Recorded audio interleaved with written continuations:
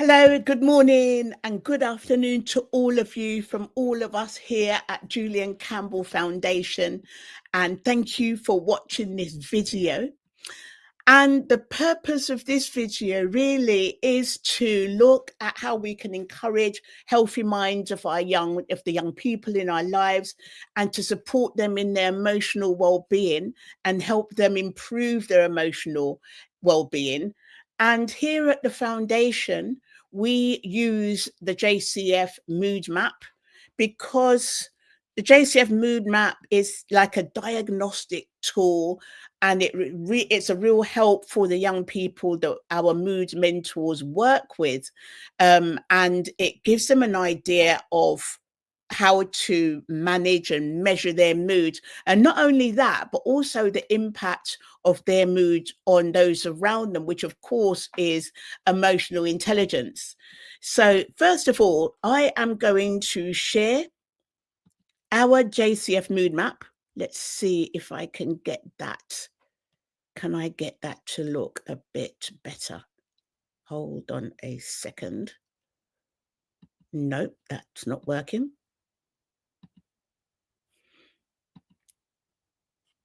Okay, I'm going to see if I can make that a bit bigger.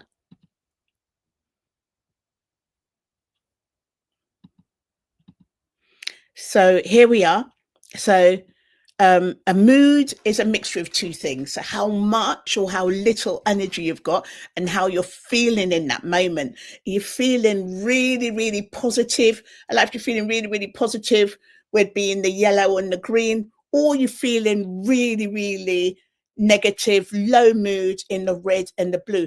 And it's those two things together, the level of energy and how you're feeling, that give you the mood in that moment.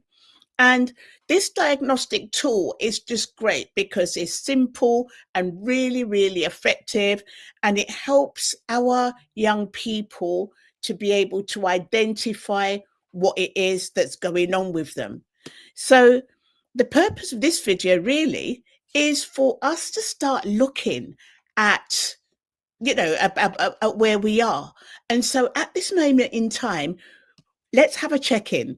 Where are you on the JCF mood map? So, and we could do this in two ways. Either you can identify like the exact mood, or you could identify by the color. So I would say that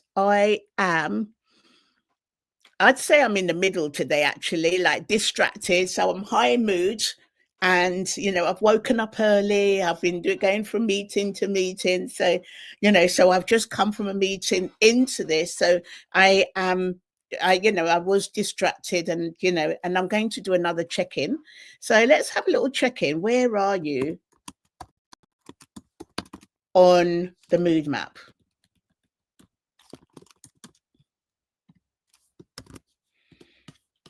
And if you can just put that information in.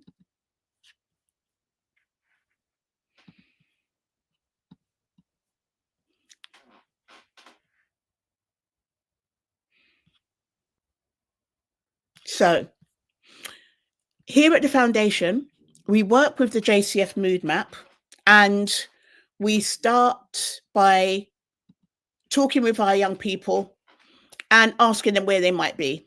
And we might go through a day, like, so it could be yesterday, how you woke up, how you were feeling, and how things were when they went into school, and how things were when they got home from school and in the evening. Because really, it's really great to measure your mood 4 times a day, usually at the same time, because when we ask them this, we get to see where they are in the mood map. So for example, let's say that what would typically happen is that a young person will wake up and they might be down here tired. This is me when I wake up in the morning. I come there with my cup of coffee, like waiting to give me some energy.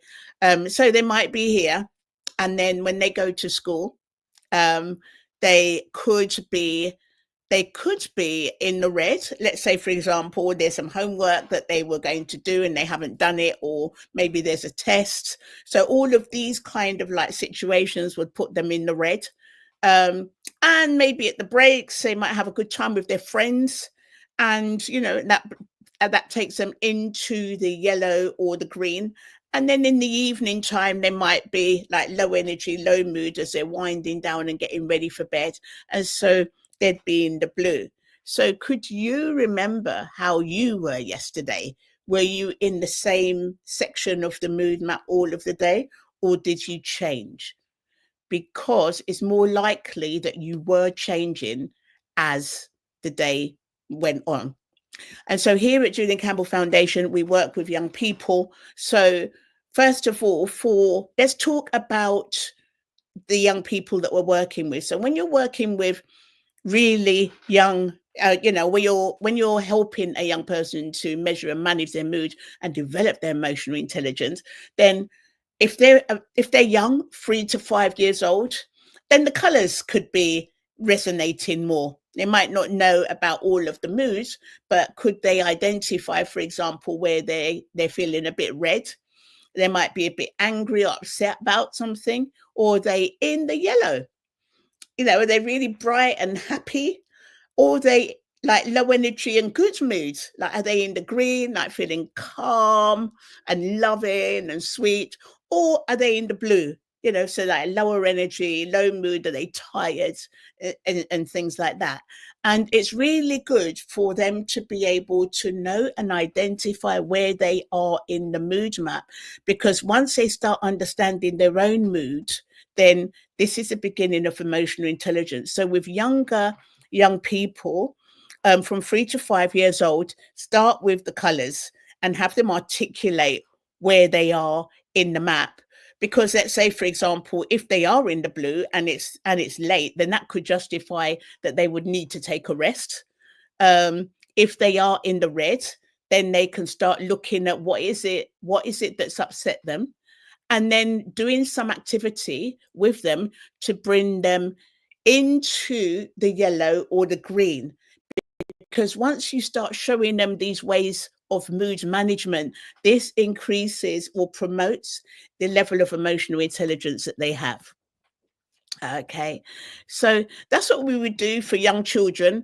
I say 3 to 5, but from 5 to 10, because it's important that they recognize their feelings and emotions. So we can start by identifying the colors of the mood map, and then they can start developing into actually choosing the moods. And you'll find that there's some moods that have higher energy than others. For example, like anger would have a higher energy than stress, for example.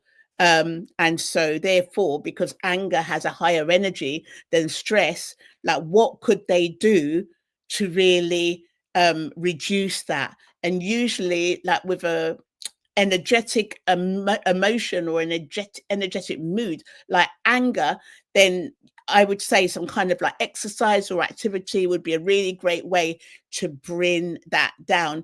Where if it's something, for example, where we see like confused, so it's still negative, but it's not high as anger, then there's certain things, more gentle things that can be done to, talking with them and finding out why they're confused, and and then through talking it will bring them over onto the bright side, the light side, or the yellow side of the map. So that's what we would do for young people up to 10 years old. So how can we increase emotional intelligence for those young people that are, for teenagers between 11 and 16 years old? And this is where we work with the majority of our young people between these ages. And, and the focus would be a little bit different at this age, because at this age, they would be managing peer pressure. They might be managing social anxiety.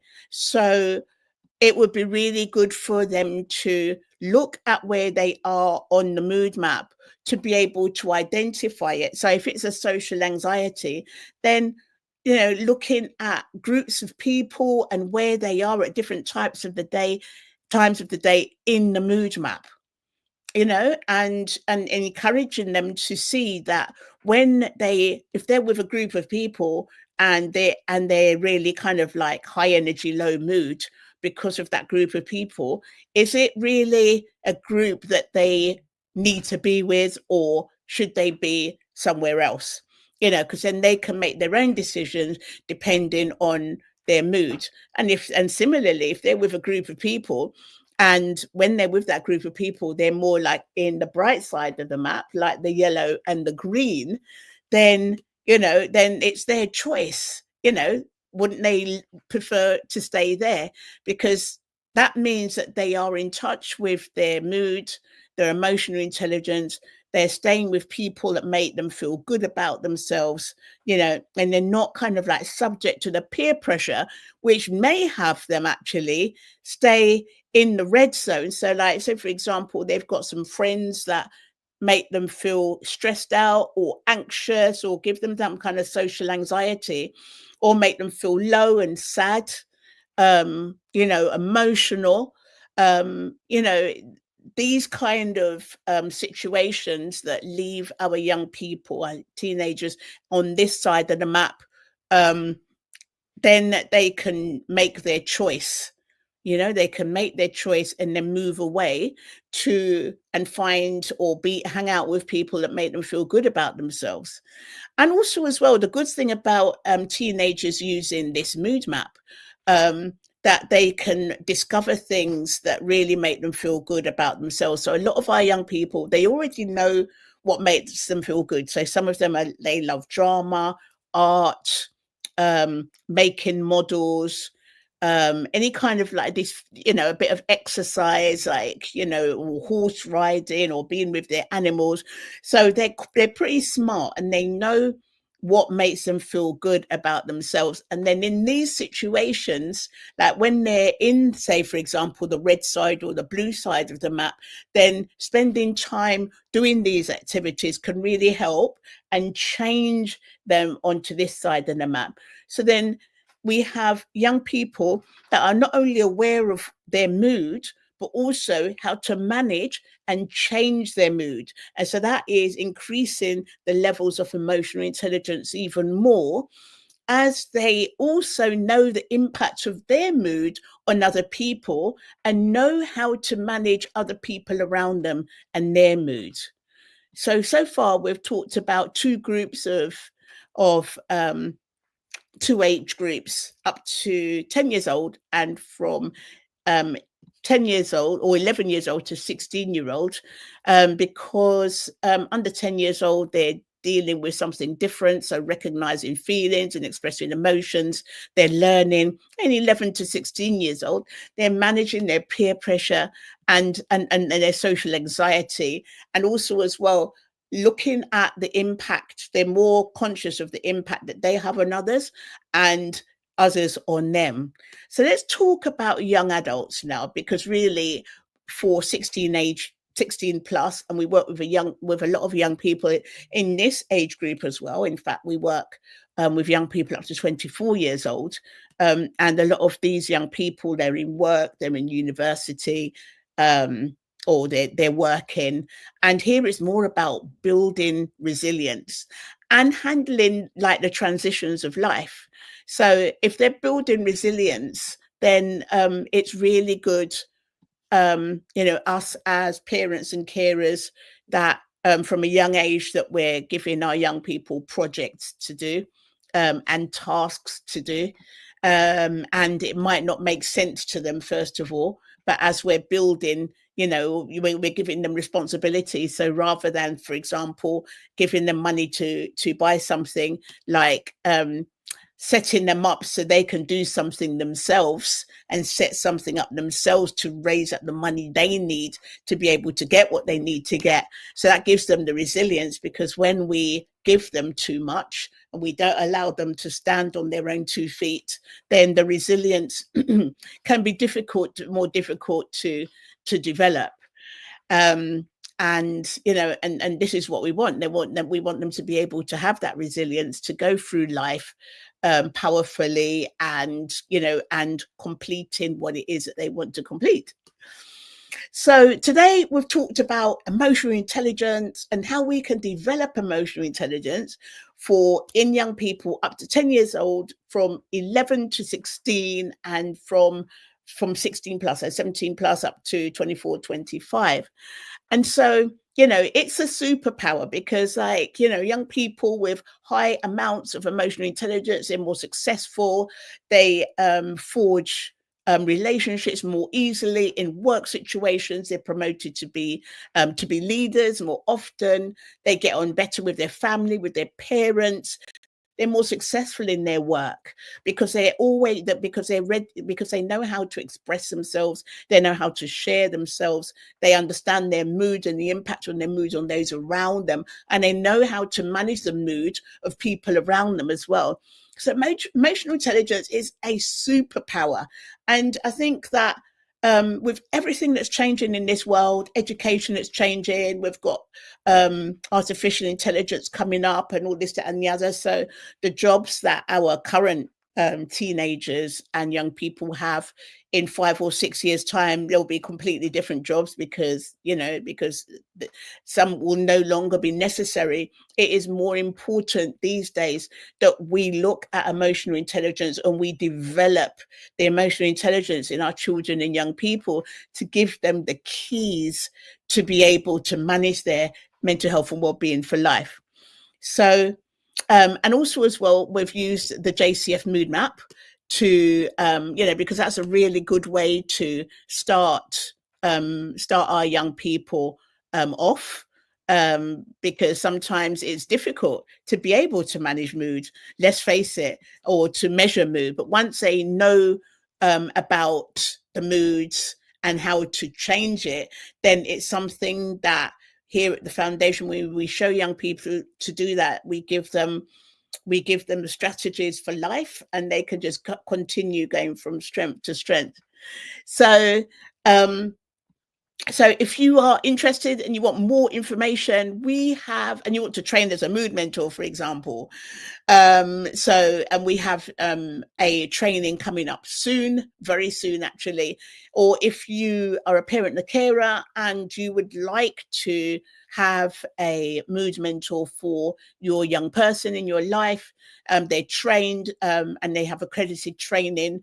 It's 6 weeks of training and it continues over the year underneath the support of a psychologist, or so please contact us for that. Or if you want to support our mission to stamp out teen suicide and build up emotional intelligence in our young people, please do reach out to me. So thank you very much for watching this video. Wishing you a great weekend, and please do message me, and we'll see you next week in the next video.